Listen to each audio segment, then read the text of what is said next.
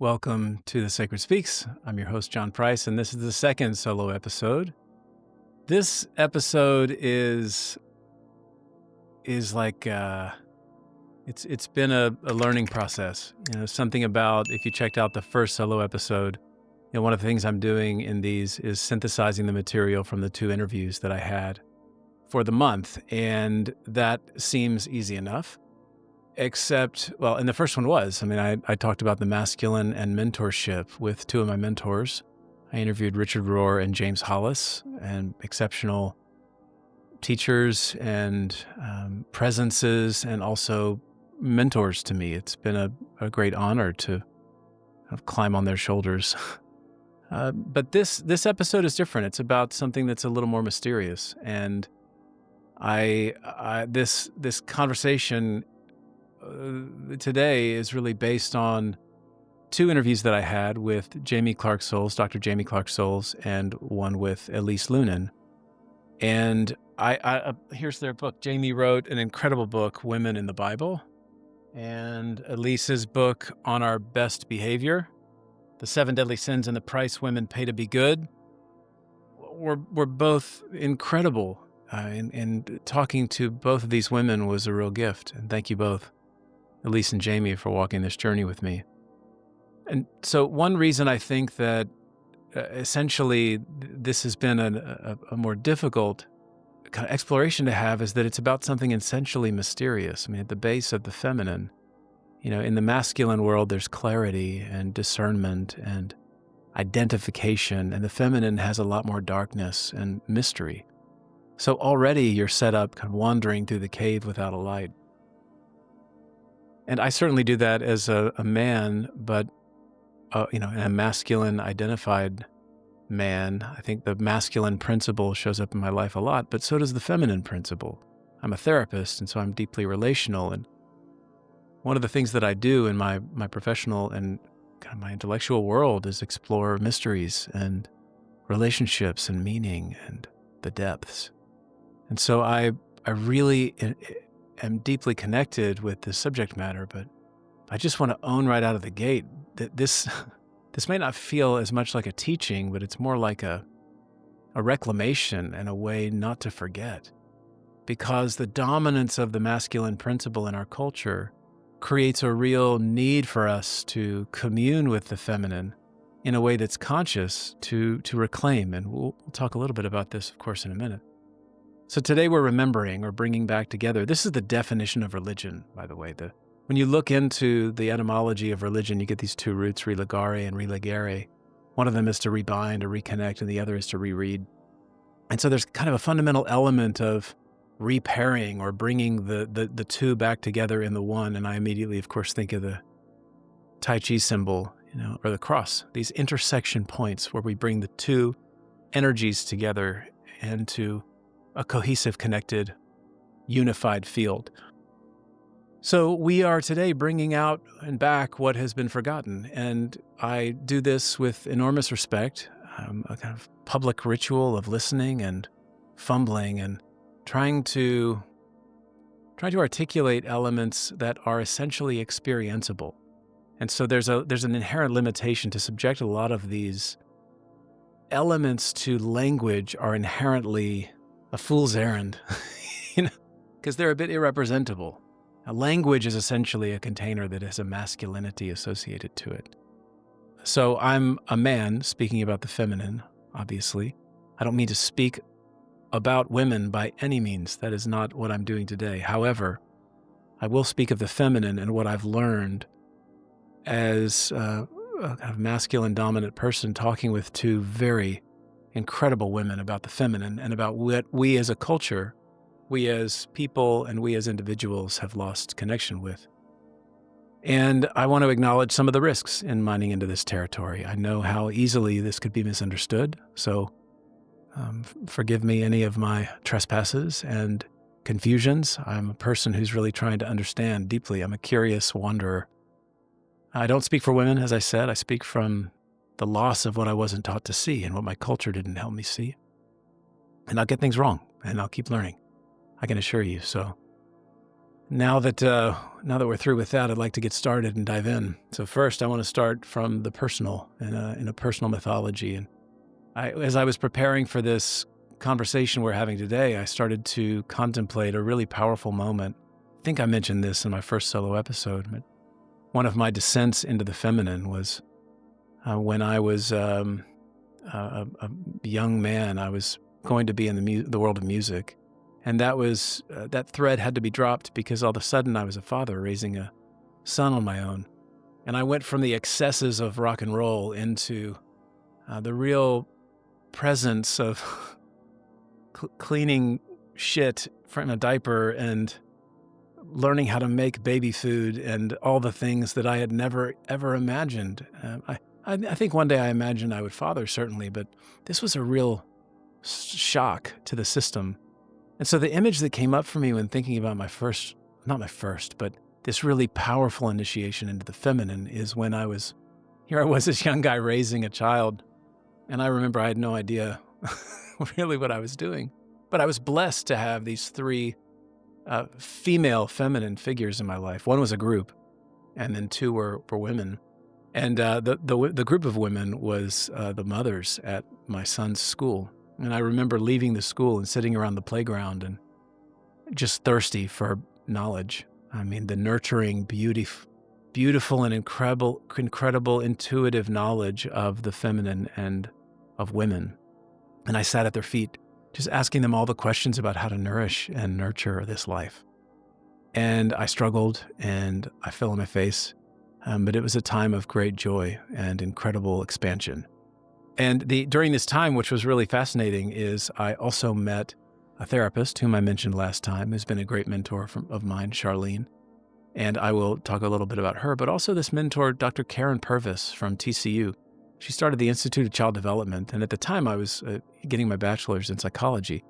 And I was working with adopted and foster children that have come from trauma. And Karen created this process called trust-based relational interventions, and I was deeply connected with her. And here, ironically, I was this single parent raising a child, and also a student who was learning attachment theory and how to connect with kids that had been really hurt by life and by other people and by the people that were supposed to care for them the most. And so this collision of all kinds of different values and new territories. I mean, not long before that, I was a wild musician that I don't think I saw my pillow until 4 or 5 in the morning for many years. And then this changed. Now all of a sudden I had a little infant sleeping in my room with a glow-in-the-dark pacifier. It was kind of a wild shift. So I didn't really know inherently that nurturing. I was a fish out of water. And sitting around with the mothers that I was impacted by was incredible. That was one of the most incredible moments of my life where I turned to the feminine and to women for knowledge, sacred knowledge that our culture doesn't value. And that's one of the things we can look at. There's this old phrase that, I don't care what you tell me your values are, show me your checkbook and your calendar and I'll tell you what your values are. I forget who said that quote. I've certainly liked it a whole lot, but if we look at that on the collective level, we know what we pay for. We pay for consumer goods, we pay for production, we pay for entertainment. We don't so much pay for rest, for mothering, for honoring grief. We don't connect with veterans and value their transformation from their initial transformation into warrior and then the transformation back into community, back into connection. We don't value that shift. We certainly invest a great deal of money training warriors, but we don't spend as much time training people to come back, to reconnect, to rebind with us. We don't value intuition and embodiment and stillness, and we don't value mystery. We even try to claim ownership over mystery by building false idols. So the feminine it's not that it's just been ignored, it's that it's been made economically and spiritually invisible. We monetize the measurable and we exile the mysterious. And so not everyone experiences this forgetting in the same way, of course. Gender, race, and class shape cost differently, but the forgetting runs deep in us all. And it's one of the more important elements of turning into this episode and these teachers, Jamie and Elise, that I can look at how not only my blind spots, but the ways that I was not made aware of this horrendous forgetting, this horrendous cutting out and separation of not only people, but values and ideals and ways of being in the world that can be held under this heading of the feminine. So we're a consumerist model, and much gets left out in that model. So I want to name the archetypes, not the genders, and this is a bit where we can get into kind of some of the educational piece of what we're talking about today. This isn't really about men and women, though we can certainly see how the kind of energies manifest in form, in the form of sex and gender. And I know this is a heated conversation. I certainly bow deeply to all kinds of different orientations here. So I'm somebody trying to stumble around with this, and I want to do my best, being mindful, treading really gently, and with a head bow down in reverence. So quickly, and this is reductive. I need to say that this is reductive. Anytime we try to encapsulate the complexity of sociology and humanity, we're going to be reductive. So we're at risk of, this is the masculine piece, right? Cutting things out. And this is the sword, the severing that is done. And so I want to own the fact that I'm doing this in order to use the words I'm going to use. So masculine, essentially on some level, is about direction, structure, and clarity, discernment, identification. Feminine is more about depth and process and mystery. So these forces move through all beings. And the problem is not masculinity, the problem is dissonance and one-sidedness. We've built a world where only one voice tends to be heard and expressed, only one principle and ideal, and it's how we organize our cities, our laws, our communities, our sciences, our medicine. This is a pervasive dynamic. And I want to use the image of music. I have a dear colleague of mine named Rodney Waters, who's a Jungian analyst, and we teach together. And he's a musician, we're in a band, and we talk about music a lot. We used to teach a class at Esalen on ecstatic experience, music in Jung's Red Book, and so he comes to mind when I think about this. We're looking at musical harmony or interintegration. Musical harmony is a way to talk about interintegration. So there's a kind of music to the soul when the masculine and feminine are in right relationship, when they're not battling for dominance or collapsing into confusion, but when they're listening to one another. When there's consonance, harmony, initiated integration, not dissonance. We need dissonance in the song, of course, because that kind of disorder is really important, but we need to return to a sense of consonance, harmony. My mentor used to say, you don't want mud, you want both water and earth, fully themselves, in relationship. Integration isn't a smudging of difference, it's access to the distinct voices of each. Water flows, earth holds. Together they make a garden. That's the metaphor. That's the image of how we can recognize that we have all these principles inside of us. In music, we know this truth. A symphony works not because every instrument plays the same note, but because each part listens and contributes in service to the whole. That's harmony, not uniformity, but coherence. When there's too much of one, and when one drowns the other out, you don't get music, you get noise, and you get dissonance. And again, that's when used in a contextualized whole, as Richard Rohr talks about, there's order, disorder, reorder. There's order, disorder, reorder. We have the kind of complexity of the entire system. But when you just stay in disorder, or you are overly ordered, then the system is out of flow, because you need that cyclical process, that movement, order, disorder, reorder. Separation, initiation, return, this trinity of process. This is true in the psyche and relationships and culture, and even in our relationships to the more than human world. We're not just talking about gender, we're talking about archetypal energies. Movements and stillness, doing and being, initiation and reception, assertiveness and nurture. The question isn't which one wins. The question is, can you hear both? Can you listen to the orchestra and the symphony and pay attention to the silence as much as the crescendo? Can you let each part speak in turn? Can the inner instruments of your soul serve the same song? And can you open to the fact that you are more than you imagine yourself to be? You are a multiplicity. And that's what we're after. Initiated consonance, sacred harmony, an inner ensemble, tuned to the sacred. So to be careful not to essentialize anyone's experience, I've known women deeply connected to the masculine. I've known men who live in the spiral of the feminine. This is about restoring balance, not assigning roles, not participating in any overly reductive categorical ways of description or identification. This is sitting in the mystery and allowing for it to flow and allowing for the paradox to exist and allowing for confusion to be here and for uncertainty to be here and to own the fact that nobody knows. This is the beautiful, Socratic essence of knowing you know nothing, to be humble, to allow yourself to be humbled and to be curious. My friend Henry Schuckman recently told a story about a Zen master who, when the young initiate came to him and he had all these ideas and theories about what life was and what reality was and what Zen was, and the teacher simply pulled out a cup, and started to fill the cup with tea. And then as soon as it almost got to the top, he kept filling and filling and filling, and it started overflowing. And the student says, Master, what are you doing? You're filling, it's overflowing. And the master says, like your mind, you're overflowing. You haven't emptied to allow for new ideas to take root.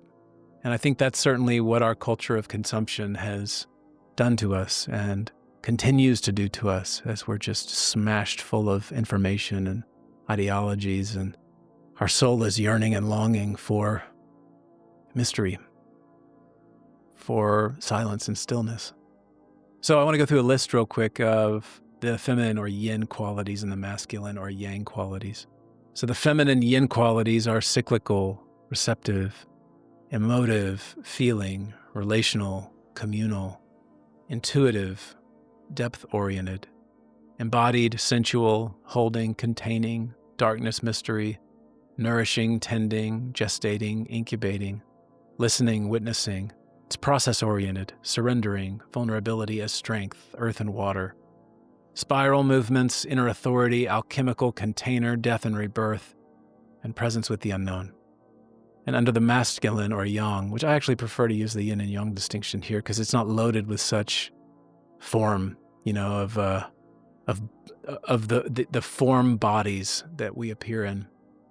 So masculine or yang is linear, active, rational, thinking, individual, independent, logical, goal-oriented, abstract, conceptual, penetrating, directing, light, clarity, providing, building, executing, implementing, speaking, declaring, language, product-oriented, asserting, driving, control as strength, fire and air, the arrow's movement, the outer authority like systems or laws, the alchemical spark or the seed, conquest and order and mastery over the known. And when you have a balanced masculine or yang principle, you have strong leadership, good protection, analytical thinking, assertiveness, courage, innovation, discipline, justice, and independence. But if they're imbalanced, you have an uninitiated masculine energy that's overly aggressive, domineering, emotionally disconnected, excessively competitive, and rigidly logical.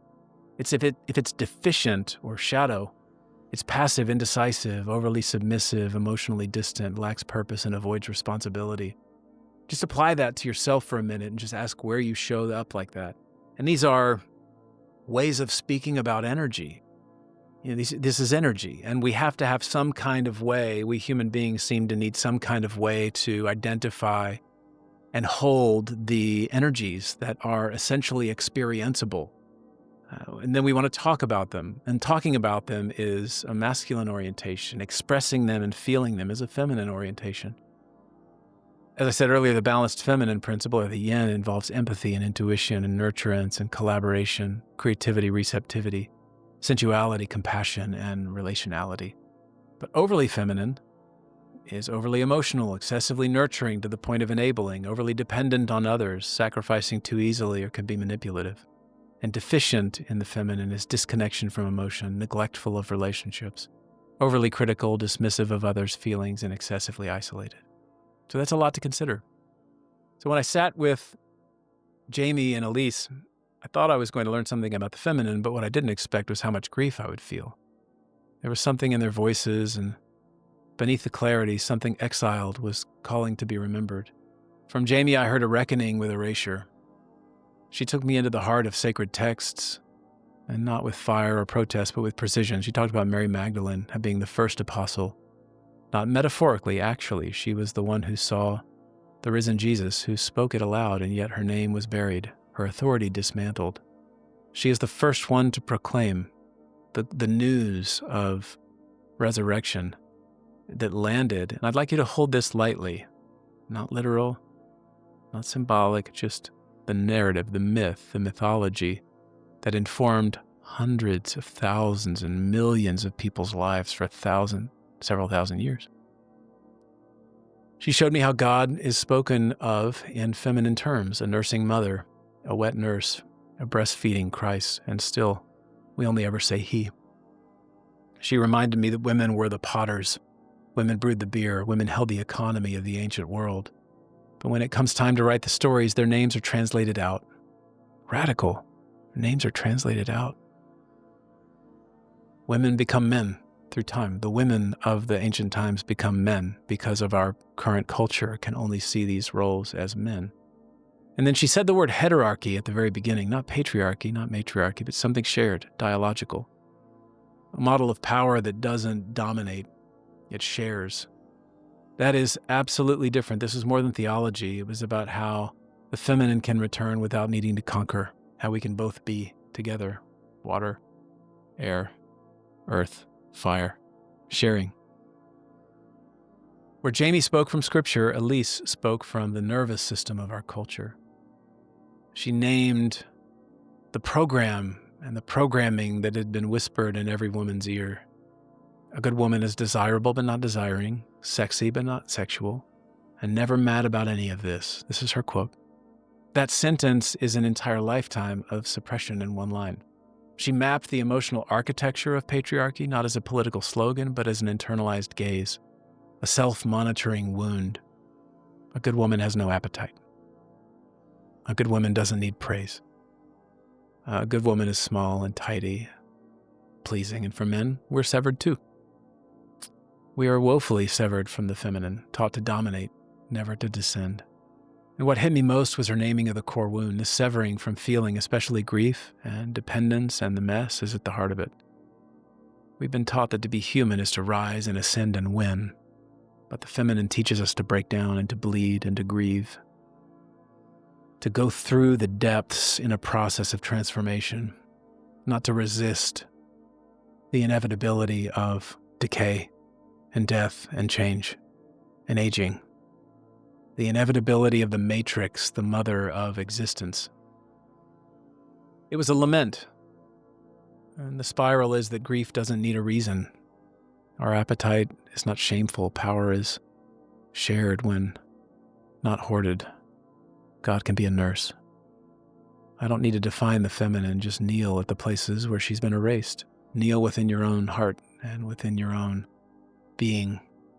And another person I have to name in this dance is my wife, who's been a benign adversary, as one psychoanalytic theorist calls it. You know, to be in a kind of dialogue with a very powerful woman, a representation of the feminine, expression of the feminine, who has continued to help me wake up to my blind spots. And it's not always all that pleasant, you know, because our shadow is something we defend against. It's not something we readily experience. So the process of becoming more whole is oftentimes a process of self-confrontation. And of course, there's nobody else in this world that would know that better than my wife in relationship to my own exploration and expansion. We were on a date recently, and she led a book study over descent to the goddess. It was a beautiful story about Inanna, a mythic story about a woman who descends through these 7 thresholds and is disrobing herself through the process and stripping herself down, her crown, robe, voice, name. She died and was reborn, and this is a myth about femininity. It's a map of how transformation happens when we let go of control. And of course, it's easy to envision childbirth, cracked pelvises and blood and shit, and this deeply powerful feminine core physiological ritual and cycle. And we forget that, the mess, and we want to clean everything up and sterilize it. And the feminine isn't clean and sterile. The feminine is our reminder of our connection to these cosmic cycles. And there's times throughout my life I've been totally unconscious of that. And I think this this opportunity is an awakening. And so I'm grateful for all these women who've been teaching me along the way. So before I drift too far into the symbolic, I want to really revisit that. Like, who tracks the calendar? I'm reminded of this all the time, Who holds the emotional weight of the household? Who's doing the work that no one thanks them for?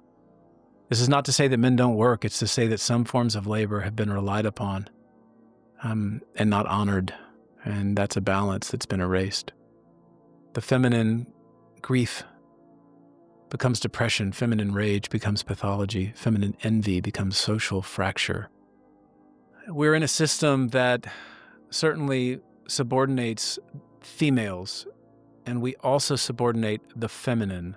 And this is as my wife, this is really her arena. I'm blessed to walk this journey with her.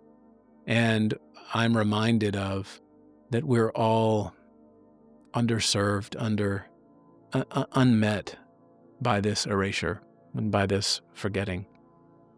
So now we need to be called to remember, to reconnect.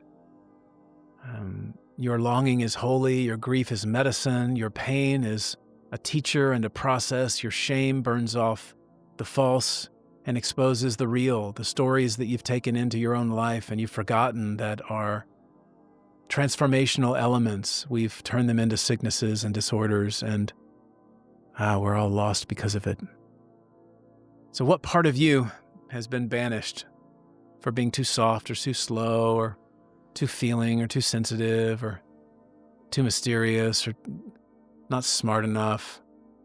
How do you measure yourself? Where do you feel your value is? Where do you feel your shame is? And let whatever rise be enough. The feminine is not here to be understood. She's in you, to be communed with, not to be talked about, but to be experienced. And we have not allowed a lot of time, energy, and presence for communion with the one who loves us, with the mother, the great mother, the matrix, the fundamental essence of the depths of reality. So this is a beginning, I think, for me, certainly a beginning of a conversation. And I hope if you've lasted this long that you'll carry some of this with you and let the experience, let the parts of yourself you believe to be disgusting or unnecessary or unvaluable speak a little bit more and share it in relationship. That's actually the path through shame, is to share it with yourself, to name it, and to share it with somebody who's worthy to receive it, as Brene Brown suggests to us. And if you have lasted this long, be sure to go to my website at drjohnwprice.com. I've got a group that I'm putting together where we're talking about what I call the little teachers, like shame, how to reclaim a deeper relationship with these parts of ourselves that have been pathologized so that we can open to new dimensions of ourselves. So thanks for being here. This is exciting. I'll continue doing this where I'm synthesizing information each month from the 2 episodes, my interview episodes. And for now, I will say with enormous gratitude and a deep sense of honor, thank you for being here. And for now, I'll leave it there.